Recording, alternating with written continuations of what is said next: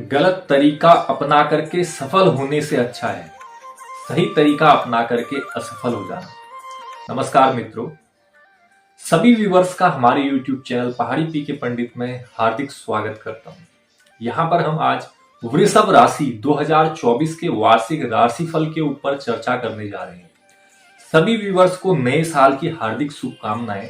नया साल आपके लिए क्या कुछ लेकर के आया है एवं आपके राशि पर पूरे 12 भावों का राशिफल हम विस्तार पूर्वक आगे चर्चा करने वाले हैं।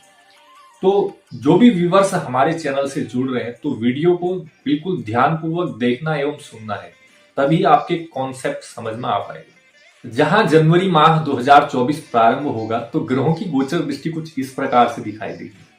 आपके पंचम भाव में केतु ग्रह तथा आपके सप्तम घर में शुक्र और बुध ग्रह, वहीं आपके अष्टम भाव में सूर्य और मंगल ग्रह, दसम घर में आपके शनि देव तथा द्वादश में देवगुरु बृहस्पति अपना गोचर फल दे रहे हैं। अब जानते हैं 12 भावों का राशिगत चर्चा। सबसे पहले हाउस की बात करते हैं। पहला भाव जो होता है आपके स्वास्थ्य के लिए होता है और राशि के स्वामी लग्न के मालिक बनते हैं स्वयं शुक्र देव। कहां पर बैठे हुए हैं? मंगल के वृश्चिक राशि पर स्थित शुक्र देव कुछ रोग संबंधित समस्याएं तो देते हैं, लेकिन ज्यादा गंभीर समस्याएं नहीं आती हैं। साल भर कोई गंभीर ऐसा रोग आपको परेशान नहीं करेगा, लेकिन खान पान का आपको विशेष ध्यान रखना है। अगर इस पर आप कंट्रोल करते हैं तो छोटी मोटी समस्याएं भी काफी हद तक दूर हो जाएंगी। अब बात कर लेते हैं आपके दूसरे भाव की, और दूसरा भाव जो होता है धन का होता है, कुटुंब का होता है। यहाँ दूसरे भाव के स्वामी बनते हैं बुध ग्रह, और कहां पर बैठे हुए? सप्तम घर पर, अपने मित्र की राशि पर।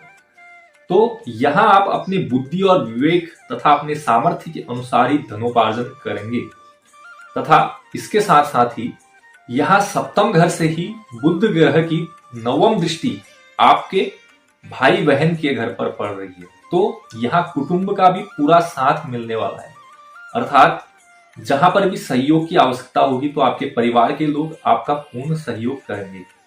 अब बात कर लेते हैं आपके तीसरे भाव की, और तीसरे भाव पर जो है हम आपके भाई बहन तथा आपके पराक्रम की ओर दृष्टि डालते हैं, जिनके स्वामी बनते हैं चंद्रदेव, और ये 2.5 दिन में राशि चेंज करते हैं। यहाँ आपके राशि के स्वामी शनिदेव की पूर्ण दृष्टि भी आपके भाई बहन के स्थान पर पड़ रही है, तो उनका साथ तो मिलेगा ही, लेकिन कुछ सावधानी जो रखनी है आपको। राहु देव की पंचम दृष्टि आपके तीसरे घर पर पड़ रही है, जिसके कारण से कुछ आंशिक मतभेद आपस में देखा जा सकता है।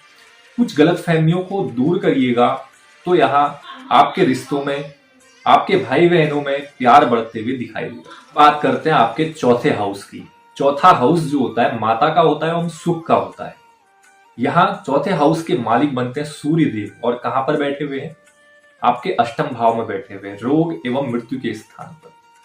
तो यहां सूर्य देव अष्टमेश हैं और शनि देव आपके दसम घर पर बैठे हुए हैं, जिनकी 7वीं दृष्टि भी आपके माता तथा भूमि भवन वाहन में अल्प सुख मिलेगा, तथा इसके साथ साथ आप अपने जन्मभूमि से दूर रहेंगे, अर्थात कहीं बाहर जाके नौकरी करेंगे।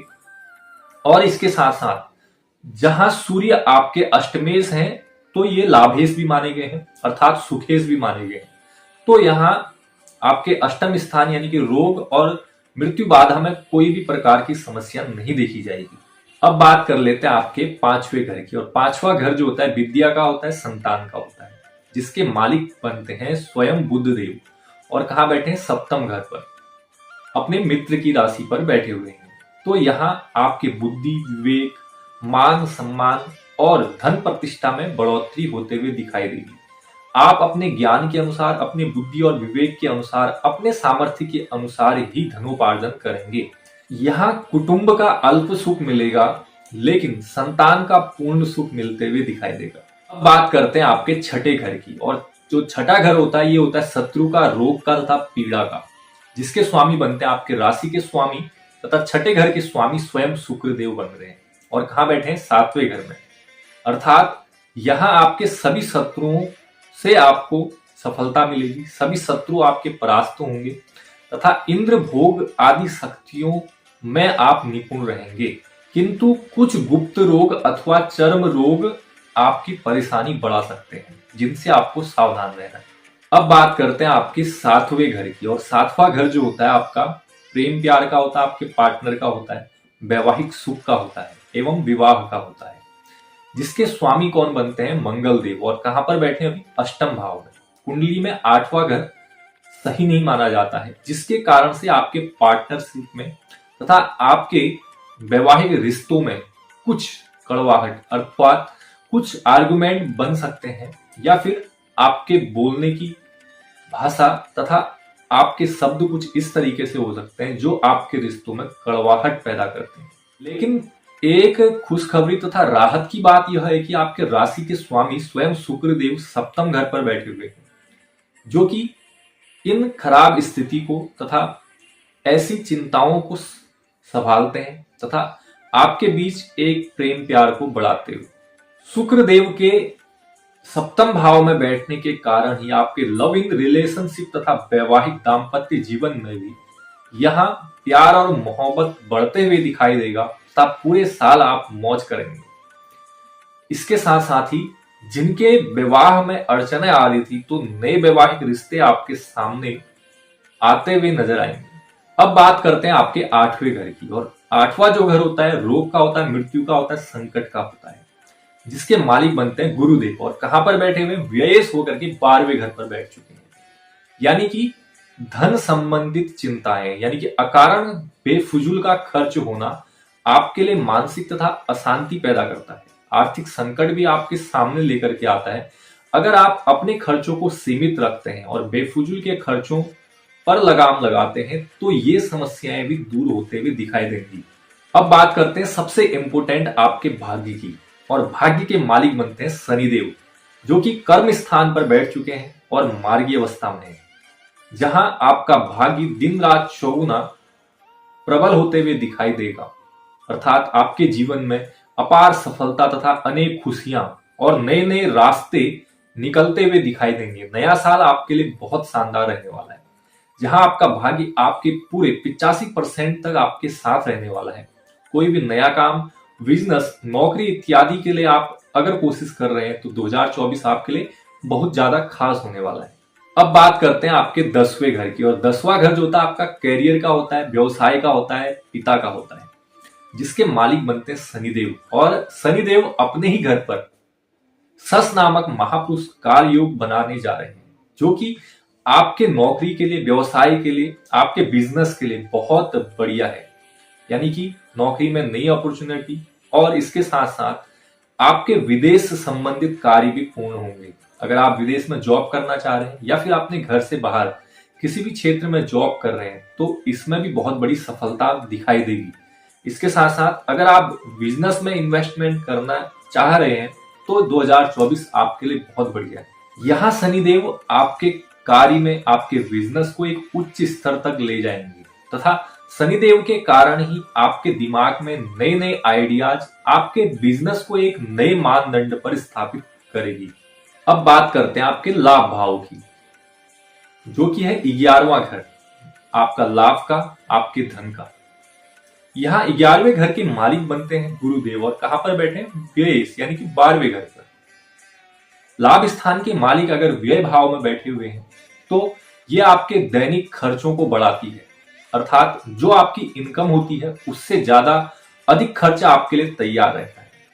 हालांकि धन में किसी भी प्रकार की कोई समस्या नहीं दिखाई देगी, लेकिन आपको अपने खर्चों को सीमित करना है, अन्यथा ये आपके धन को अत्यधिक खर्च कराएगा। अब बात करते हैं आपके सबसे अंतिम 12वें घर की। और 12वां घर जो होता है व्यय का होता है, हानि का होता है, जिसके मालिक बनते हैं मंगल देव। और कहां बैठे हैं? अष्टम घर पर। तो ये आपके अकारण बेफुजूल के खर्चों को बढ़ाता है।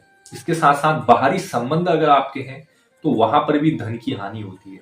लेकिन जहां गुरुदेव आपके 12वें घर पर बैठे हुए हैं, तो धन संबंधित ऐसी कोई भी चिंता नहीं दिखाई देगी। जब भी आपको जरूरत होती है, तो यथोचित धन आपके सामने प्रस्तुत होगा।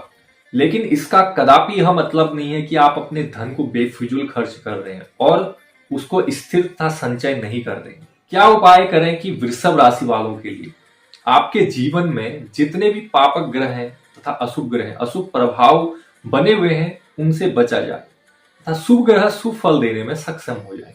सबसे पहले राशि के मालिक आपके शुक्र देव अगर आपको उचित फल देते हैं तो सभी काम बनने शुरू हो जाते हैं। इसके लिए आपको शुक्रवार के दिन गाय को मीठी रोटी, पहली रोटी निकाल के रखना चाहिए।